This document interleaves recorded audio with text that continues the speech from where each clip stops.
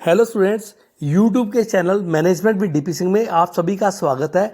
आज अपने business law या व्यापारिक संनियम में क्लासिफिकेशन ऑफ कॉन्ट्रैक्ट और एग्रीमेंट पर चर्चा करेंगे। इसे समझने का प्रयास करेंगे। स्टूडेंट्स, ठहरावों या अनुबंधों का वर्गीकरण कई आधार पर किया जा सकता है। ये वर्गीकरण के लिए इनके कैरेक्टर्स या इनके इम्पैक्ट को ध्यान में रखना जरूरी है। तो प्रमुखतः हम 3 भागों में बांटकर इसको क्लासिफाइड कर सकते हैं। पहला, वैधता के आधार पर, kinds on the basis of validity. Second, दूसरा, अनुबंध करने की विधि के आधार पर प्रकार, kinds on the basis of mode of contract. और थर्ड इसके अंतर्गत आता है निष्पादन के आधार पर अनुबंधों के प्रकार, kinds on the basis of performance. तो स्टूडेंट्स, पहला आता है kinds on the basis of validity, वैधता के आधार पर प्रकार। इसमें अपने वैध ठहराव या अनुबंध फर्स्ट, सेकंड व्यर्थ ठहराव, थर्ड व्यर्थ अनुबंध, फोर्थ व्यर्थनीय अनुबंध, फिफ्थ अवैध ठहराव और 6 अपरिवर्तनीय अनुबंध। इस पर चर्चा करेंगे, इसे समझने का प्रयास करेंगे। स्टूडेंट्स, फर्स्ट आता है वैलिड एग्रीमेंट और कॉन्ट्रैक्ट, वैध ठहराव या अनुबंध। तो वैध अनुबंध वह ठहराव है जिसमें वैध अनुबंध के सभी लक्षण पाए जाते हैं। Under section 2 sub section H के अनुसार वे सभी ठहराव अनुबंध हैं जो राजनियम द्वारा परिवर्तित करवाए जा सकते हैं। अतः जिस पर किसी भी ठहराव को वैधानिक रूप से मान्यता प्राप्त हो और कानून द्वारा एनफोर्स करवाया जा सकता हो, वैध अनुबंध कहलाता है। स्टूडेंट, दूसरा आता है व्यर्थ या शून्य ठहराव, wide agreement. Under section 2 sub section G के अनुसार जो ठहराव राजनियम द्वारा परिवर्तित नहीं करवाया जा सकता, व्यर्थ कहलाता है। जो ठहराव राजनियम द्वारा, कानून द्वारा परिवर्तित नहीं करवाया जा सकता, वो व्यर्थ कहलाता है। व्यर्थ ठहराव का वैधानिक या कानूनी अस्तित्व नहीं होता और कानून की दृष्टि से ऐसे ठहराव बेकार, नल होते हैं और कोई भी कानूनी प्रभाव नहीं लेता। फलतः ऐसे ठहराव किसी भी पक्षकार को न तो वैधानिक अधिकार प्राप्त होते हैं और न ही उसके वैधानिक दायित्व उत्पन्न होते हैं। स्टूडेंट्स, नेक्स्ट आता है व्यर्थ अनुबंध, वाइड कॉन्ट्रैक्ट। इससे पहले हमने देखा व्यर्थ ठहराव, अब हम देख रहे हैं वाइड कॉन्ट्रैक्ट, व्यर्थ अनुबंध। तो under section 2 sub section J के अनुसार एक अनुबंध जो राजनियम द्वारा परिवर्तित होने से रुक जाता है तब व्यर्थ हो जाता है। जब वह परिवर्तित होने से रुकता है, वस्तुस्थिति यह है कि व्यर्थ ठहराव एवं व्यर्थ अनुबंध शब्द अनुबंध की 2 स्थितियों को स्पष्ट करता है। व्यवहार में कुछ ठहराव प्रारंभ से ही व्यर्थ होते हैं। ऐसे ठहरावों को धारा 2G के अंतर्गत परिभाषित किया गया है और उन्हें व्यर्थ ठहराव, वाइड एग्रीमेंट कहा गया है। दूसरी ओर कुछ ठहराव प्रारंभ में ठहराव करते समय तो वैध होते हैं, किंतु परिस्थितियों में परिवर्तन करने के कारण से भविष्य में व्यर्थ हो जाते हैं।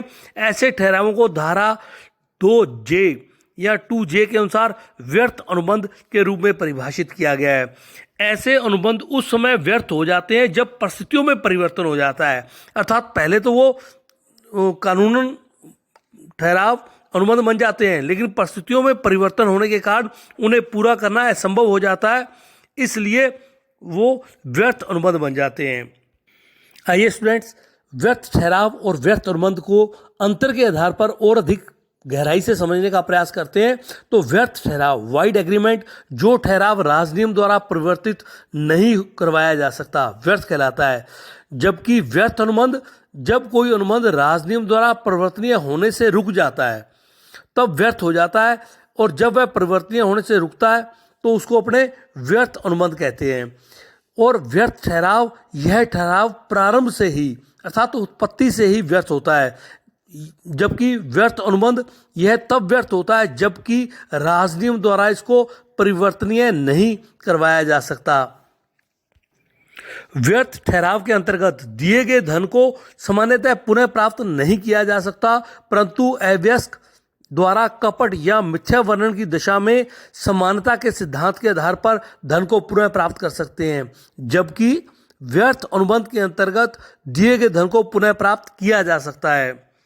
अधिनियम में यह भी स्पष्ट रूप से व्यर्थ घोषित ठहरावों का उल्लेख किया गया है, जैसे अनुबंध करने की क्षमता न रखने वाले द्वारा किया गया ठहराव, व्यापार या विवाह में रुकावट डालने के, कोई नेगेटिविटी के कारण से किया गया ठहराव, बिना प्रतिफल के ठहराव आदि व्यर्थ घोषित किए गए हैं।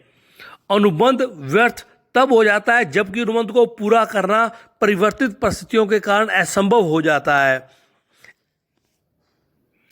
व्यर्थ ठहराव प्रारंभ से ही अपरिवर्तनीय ही नहीं अवैध भी हो सकता है, जबकि व्यर्थ अनुबंध परिस्थितियों के कारण से अपरिवर्तनीय हो जाता है। स्टूडेंट, नेक्स्ट आता है व्यर्थनीय अनुबंध या शून्यकरणीय अनुबंध, वाइडेबल कॉन्ट्रैक्ट।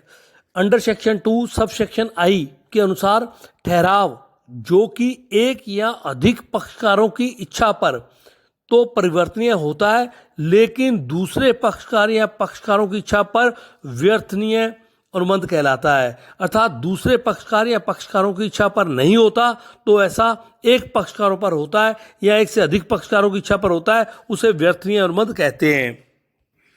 आइए स्टूडेंट्स, वाइड कॉन्ट्रैक्ट एग्रीमेंट और वाइडेबल कॉन्ट्रैक्ट, इसको अपने अंतर के आधार पर विस्तृत रूप से समझते हैं कि व्यर्थ ठहराव और व्यर्थनीय अनुबंध में क्या अंतर है। जो ठहराव राजनियम द्वारा परिवर्तित नहीं करवाया जा सकता वो तो व्यर्थ कहलाता है, और जो अनुबंध केवल पीड़ित पक्षकार अथवा पक्षकारों की इच्छा पर परिवर्तनीय होते हैं और दूसरे पक्षकार या पक्षकारों की इच्छा पर नहीं होते वो व्यर्थनीय अनुबंध कहलाते हैं। जो व्यर्थ ठहराव है इसमें वैधता का बिल्कुल भी अंश नहीं होता, इसे न्यायालय में कभी भी परिवर्तित नहीं करवाया जा सकता, जबकि व्यर्थनीय अनुबंध या वाइडेबल कॉन्ट्रैक्ट तब तक ही कानून द्वारा परिवर्तित करवाया जा सकता है जब तक पीड़ित पक्षकार द्वारा उसे व्यर्थ नहीं समझा जाए। इसी प्रकार व्यर्थ ठहराव, इसका कानूनी दृष्टि से कोई अस्तित्व नहीं होता, इसे न्यायालय द्वारा अनुबंध ही नहीं माना जाता, जबकि व्यर्थनीय अनुबंध में इसका तब तक कानूनी अस्तित्व बना रहता है जब तक कि पीड़ित पक्षकार द्वारा इसे रद्द नहीं कर दिया जाता। व्यर्थ ठहराव में इसकी स्थिति कभी नहीं बदलती, व्यर्थ ठहराव सदैव ही व्यर्थ रहता है, जबकि व्यर्थनीय अनुबंध की स्थिति बदल सकती है।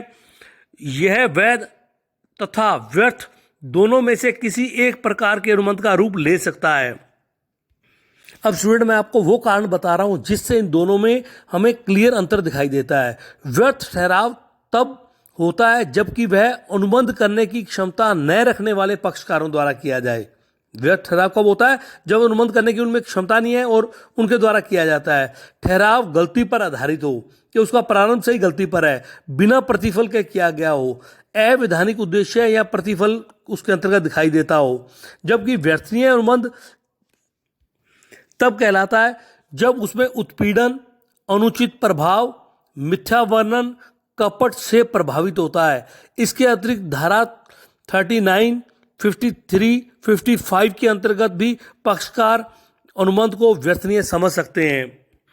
स्टूडेंट, सेकंड मेन पॉइंट आता है अनुबंध करने की विधि के आधार पर प्रकार, kinds on the basis of mode of contract. तो इसमें पहला आता है एक्सप्रेस कॉन्ट्रैक्ट, स्पष्ट अनुबंध। स्पष्ट अनुबंध से तात्पर्य ऐसे अनुबंध से है जिसमें पक्षकार प्रस्ताव स्वीकृति अनुबंध की सभी शर्तों को स्पष्ट रूप से लिखित या मौखिक रूप से प्रकट करते हैं। नेक्स्ट, सेकंड, इसमें जो अनुबंध करने की विधि के आधार पर प्रकार आता है वो आता है एम्प्लॉयड कॉन्ट्रैक्ट, गर्भित अनुबंध। जब किसी अनुबंध में प्रस्ताव या स्वीकृति के शब्दों के अतिरिक्त किसी अन्य प्रकार की दी गई कोई शब्द हो तो उसको गर्भित अनुबंध कहलाता है। और थर्ड स्टूडेंट, इसमें आता है अर्ध अनुबंध। अर्ध अनुबंध वास्तविक अनुबंध नहीं है, क्योंकि यह पक्षकार, अनुबंध के जो पक्षकार हैं उनकी स्वेच्छा या पक्षकारों द्वारा जानबूझकर नहीं किया जाता, बल्कि कानून द्वारा पक्षकारों पर थोपा जाता है। इसके लिए ना तो पक्षकार प्रस्ताव करते हैं ना ही स्वीकृति देते हैं। थर्ड स्टूडेंट, इसमें मेन आता है kinds on the basis of performance, निष्पादन के आधार पर अनुबंधों के प्रकार। तो इसमें आता है फर्स्ट निष्पादित अनुबंध, एग्जीक्यूटिव कॉन्ट्रैक्ट, और दूसरा आता है निष्पादनीय अनुबंध। तो जब अनुबंध के सभी पक्षकारों द्वारा अनुबंध के अंतर्गत उत्पन्न हुए दायित्वों को पूरा कर दिया जाता है तो वह निष्पादित अनुबंध कहलाता है। इस प्रकार के अनुबंधों में किसी भी पक्षकार को दूसरे पक्षकार के विरुद्ध कोई अधिकार शेष नहीं रहता। जो निष्पादनीय अनुबंध है, ये निष्पादनीय अनुबंध पहले से ही किया हुआ एक ऐसा अनुबंध है जिसमें पक्षकारों को अपने अपने दायित्वों को पूरा करना शेष रहता है। या दूसरे शब्दों में निष्पादनीय अनुबंध वह अनुबंध है जिसके अंतर्गत पक्षकारों ने अपने अपने दायित्वों का अभी तक पालन नहीं किया है तथा तब उन्हें अपने अपने दायित्वों का पालन करना है। तो स्टूडेंट्स, ये था क्लासिफिकेशन ऑफ कॉन्ट्रैक्ट एग्रीमेंट। धन्यवाद।